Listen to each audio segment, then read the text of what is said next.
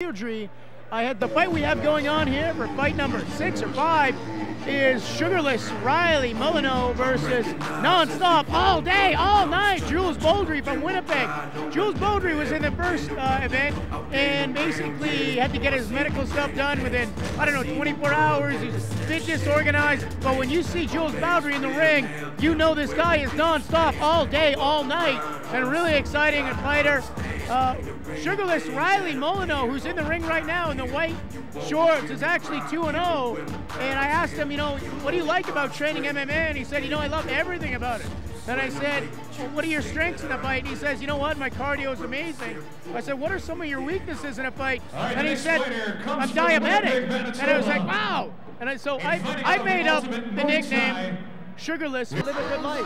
Well, the mental aspect of pretty much all athletics, but especially of fighting, it's definitely the biggest part. Like, you can see the demeanor in a lot of the fighters. AJ has done a lot of good job of bringing a lot of tough, confident fighters in. One thing is that a confident, happy fighter is a dangerous fighter. It's not the guys that are mean and grumpy.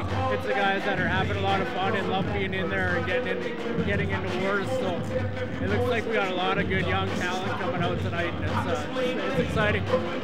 So is there a structure to, as Jules comes into the ring right now, all non-stop, all day, all night, before he gets in there, is there a structure that, how do you train somebody, how do you coach someone? We have so many different personalities to do the best that they can. Is it through conversation? Is it through different types of learning? You've been told, Jules almost has a slip on the way in the black shorts, and we have Sugarless Riley Molyneaux from Calgary. The first card. And good sportsmanlike top at the beginning. Starts with a low kick. Looks like, we saw Jules in the weigh-ins yesterday, and he came in and he actually had made weight, but he was basically boxing, skipping rope like a boxer for about 2 hours after. He just doesn't seem like the type of guy that ever that does ever stop. He just keeps going and going and going. He's not stopping right now, that's for sure. These guys are here to swing. So in a stand-up battle, what are sort of the steps you need to be careful? It looks like their hands are pretty tight to each other. They want to guard that chin. Yeah. But what are you looking for in a stand-up sort of beginning in a fight, Josh?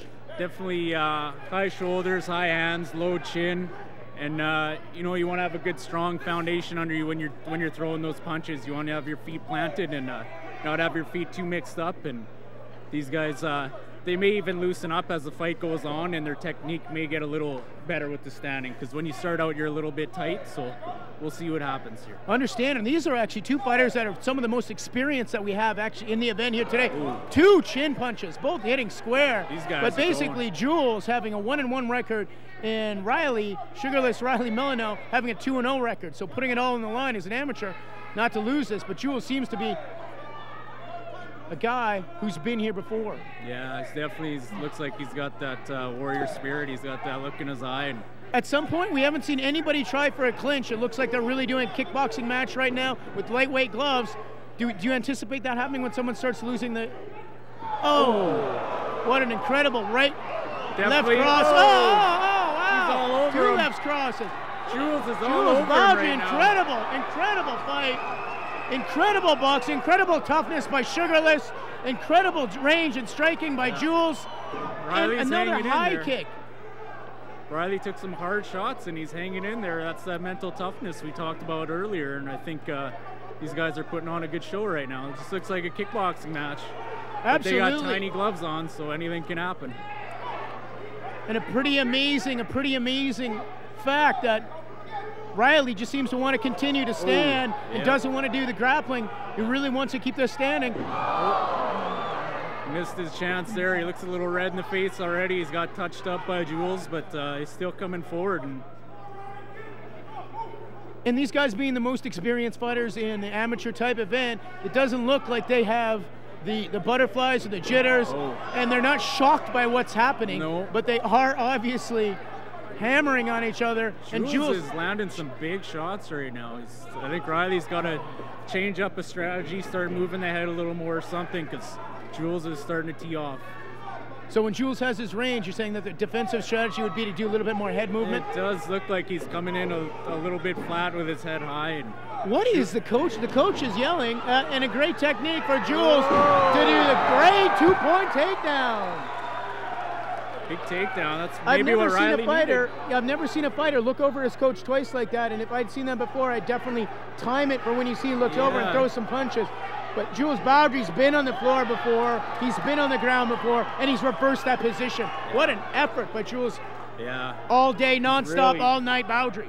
Really scrappy. He did look over at his coach at least 2 times. 3 times. I thought that was kind of funny myself, and he's in a good spot right now.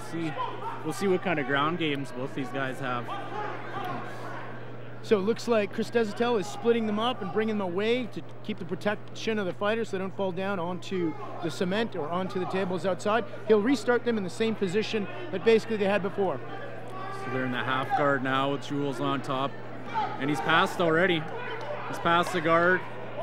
And what's Jules trying to do, or what's Riley trying to do in the white shorts on the bottom? Riley's trying to snake his way possibly to the back of Jules. Jules kind of has a weird position right now, and if Riley could squeak his upper body out just like he's doing right now, he's going to get the back.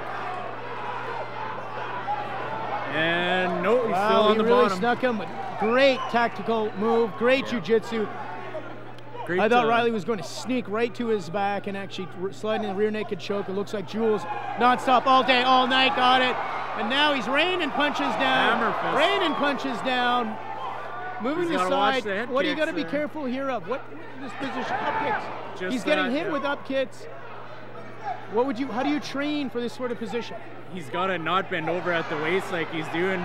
Got to stand straight with the hips. Still manage to control the legs and get in past those legs. And it's a dangerous spot. Sometimes you really got to take your time, but he's doing really well. He's really very good in the scrambles, and he's getting the better. Anytime any kind of scramble happens, Jules is getting the better. What a great sweep by Riley right there, actually doing it from side position, guiding that leg and going after it. We're trying to, what an unbelievable first round. This crowd's going wild. Great fight so far. That first round was full of motion. There was no falling. Good technique, a lot of movement, a lot of big shots landed, groundwork. Looks really good. Wet Jules looks like he's dry and not that tired, but great techniques, an unbelievable and no fear. First round, really. no fear of losing. Both the guys are here to win. That's what we like to see here at Saturday Night Fights. When Dana White picks fighters for the UFC, he says you guys have to bring it. You see it on the Ultimate Fighter TV show. You see it on in events when he just fires guys for being boring. And basically, kids that are starting to do MMA are starting to realize you got to give it. Losing's not the most important thing. Showing everything you've got and learning seems to be the most important thing. And this fight seems to be embodying that message. That's right. Beautiful Another double leg. 2-point takedown. Beautiful double leg by Riley. That's right, Jeff. Maybe Dana White needs to start looking around the prairies in Western Canada if he wants some tough boys in the UFC. But absolutely, he does. He's in danger of a guillotine. Looks like he's got a Darce choke. Is that a Darce choke, cross choke? Just to do position. Almost had it. I think Riley had to bail out and go to his back because that was getting tight on his neck. Jules looks a lot better in this fight than he did in his previous Saturday night fight. He looks really relaxed. His ground game looks a little sharper. He's definitely been in the gym focusing on his technique. He looks really good. Absolutely, and it's nice to see. We find a lot of really tough, strong native fighters in Saskatchewan and Winnipeg and the prairies that they just got this inner toughness. They can take the punches. They love to fight. They love to compete. And at the end of it, they just love the sport, and they're great to build a vision and build the sport, be role models in their community. That's right. But what a great reversal. Yeah, another good reversal. By sugarless Riley Molyneaux. That's right. The sport of boxing has also flourished in First Nations communities. More or less all athletics, but the sport of boxing is really big, and now in the surge of mixed martial arts and jiu-jitsu, we have so look at the owners that complete martial arts are all First Nations owners. Yeah, absolutely. It's gotten really big, really all over the world. It's transcending all cultures and borders. It's a great, pure sport. It's a great way to bring people together. I was talking to Riley actually, Sugarless Molyneaux, is actually a student at the University of California. He's taking English with a French minor, and his favorite fighters are John Jones and GSP, but he really sees traveling in his future. And I think he wants to take this as far as he can go and take fights all over the world. Whereas on the other side, we were talking to Jules, and Jules is a student and he's a carpenter. He's been doing it for a while, really likes it. And he doesn't really have one. He said Brian Kelly, his coach, is actually one of his favorite fighters right now. So in this position, is this sort of like a stalemate position, or what's happening here?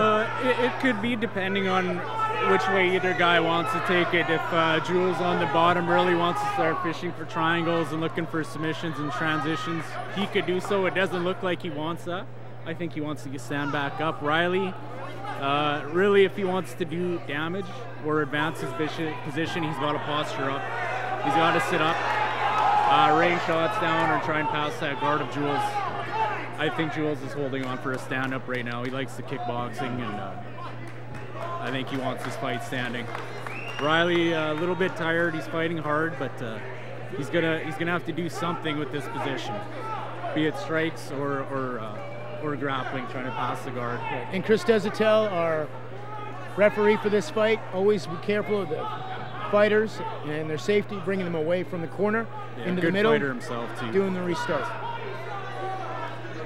Yeah, Des has got a lot of experience. Brazilian Jiu-Jitsu black belt. He's fought MMA himself. He's definitely knows what to watch for. I feel good having him wrapping these events. Oh, and a great new stand-up. Great coaching from the corner. You can tell that's exactly what Jules Beaudry's coach had said to do.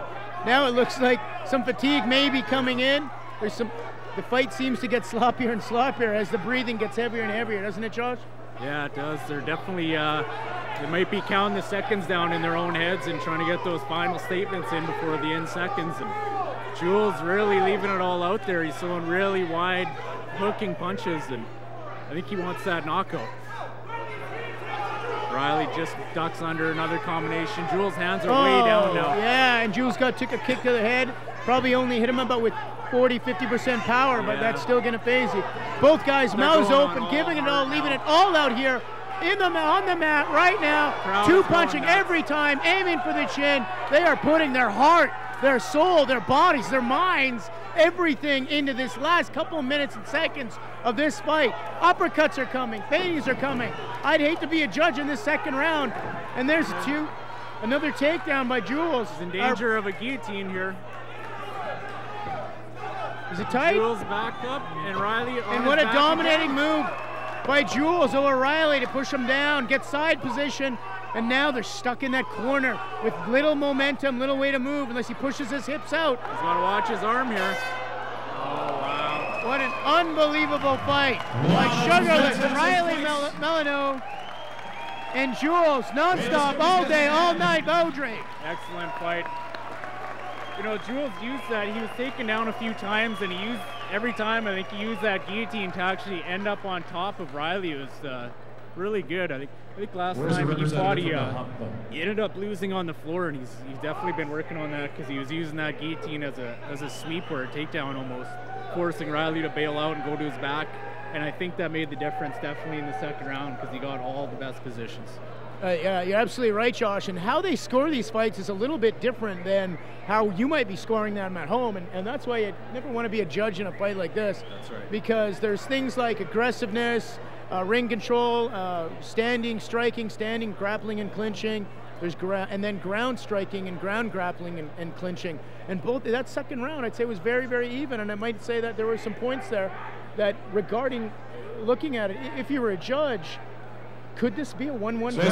Ladies and gentlemen, you could definitely look at it like that. It's so judging is such a relative thing in martial arts. You know, everyone looks at a fight a different way, and there was definitely offensive. We're just letting the judges get to the paperwork finish, so we're going to announce the winner. That's going to be a hard call. If I had to put my money on it, I'd put it on Jules. I think he did a great job, and I hope they have him back because he looks like he's improving. Riley as well. Everybody who's fought here tonight has had a ton of heart. Spilling their heart and soul in the ring. It's a great thing to see. Right, Friday to the center. Absolutely. All right, ladies and gentlemen, we do have a winner at the end of the second round. by majority decision Majority in the blue decision. corner, Jules Beardy. So we saw it to be just as tough to judge it as the judges said. As we said, every Not a winner unanimous